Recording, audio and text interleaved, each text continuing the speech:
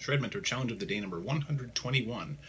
We're going to be doing something interesting with what would have been the sequence of fours, but we're applying it to a different type of scale that makes it no longer really quite as noticeable. Anyway, here's how it goes, then we'll break it down.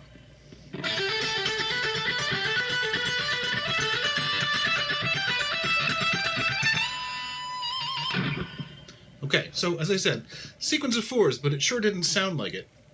Just to make sure you know what we're talking about with sequence of four, that's where you basically walk 4 notes at a time through your scale. So like, okay, and I'm basically doing that within 6 notes at a time, but I'm using, first of all, the minor pentatonic scale, not the minor scale. So I'll show you what the basic pattern is using just one pattern in the natural minor scale. 1, 2, 3, 4, 2, 3, 4, 5, 3, 4, 5, 6. That's all I'm doing, but I'm doing it in a bunch of different modes. So, okay, so first of all, within 6 notes, you actually get 3 different phrases of 4. 1, 2, 3, 4, 2, 3, 4, 5, and 3, 4, 5, 6. So 3 phrases of 4 makes that 12 notes. Then I'm re-accenting it as triplets. So 1, 2, 3, 4. Okay, so it takes some concentration just to get it to that point. You might want to just try it in that particular spot or in just one place wherever you do it. But ultimately, I wanted to show you how this ends up working out in a diatonic scale because it's a lot easier to follow. What I'm basically doing then is I am using a 3-note per string approach to the minor pentatonic scale instead of the normal 2-note per string, which a lot of people do. This gives you some interesting things that you can do because everything you've ever developed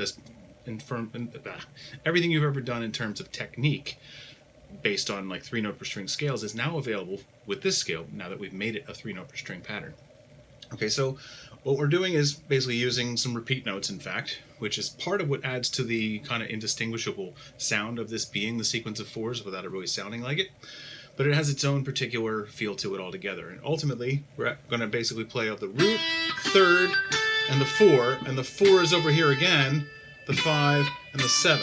The trick to making this work as a sequence is we're going to treat this note and this note, which although they're obviously the same note by sound, we're going to treat them as if they're 2 different notes.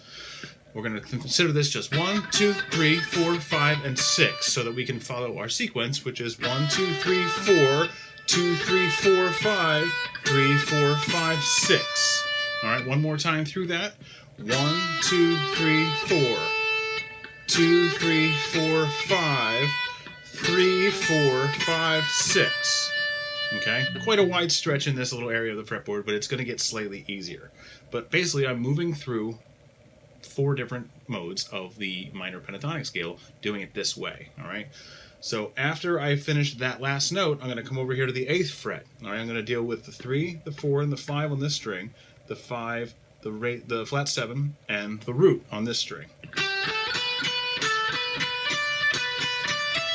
And each time, just like before, 3 notes here and 1, then go back 2 notes and 2 notes, go back for 1 note, and 3 notes. So 1, then 3, 2, then 2, then 1 note, then 3 notes. Okay, in terms of the note layout, that can help you put this together. Okay, after that, we're going to switch over to just the middle finger. We're going to go to 10, 12, and 15. Then we're going to switch up to 12 and use just the ring finger.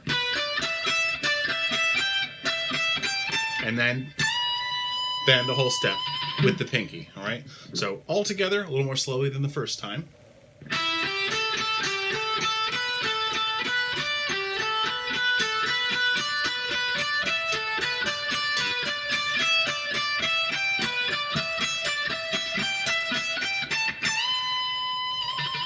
All right, you give it a try, and I'll see you again tomorrow.